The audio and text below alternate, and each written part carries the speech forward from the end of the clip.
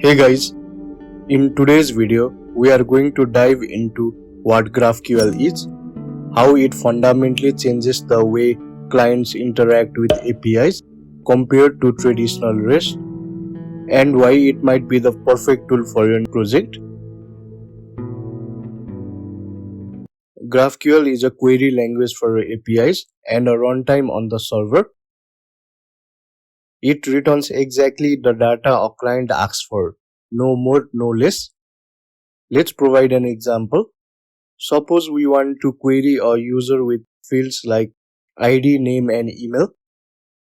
In a traditional REST API, you might call this endpoint get user's ID number and get back a massive response with everything about the user. That's a lot of extra data we don't need. But in GraphQL, we can ask for exactly what we want with this query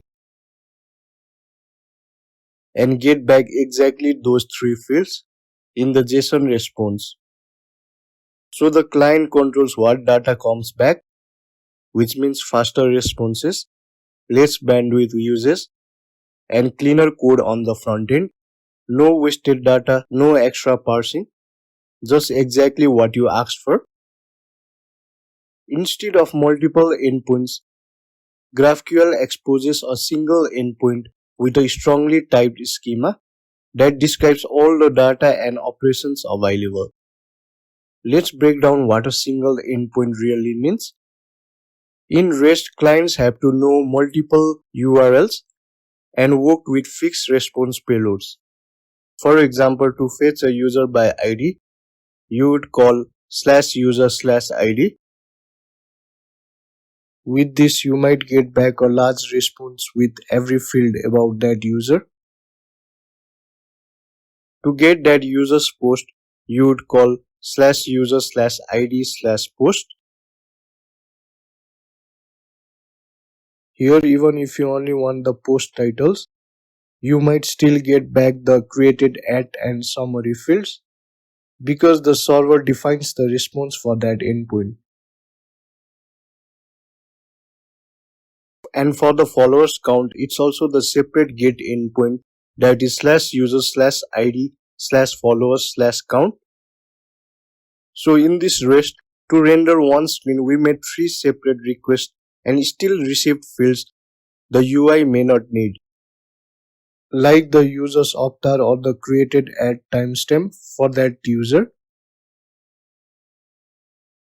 and created at and summary fields for that user's post.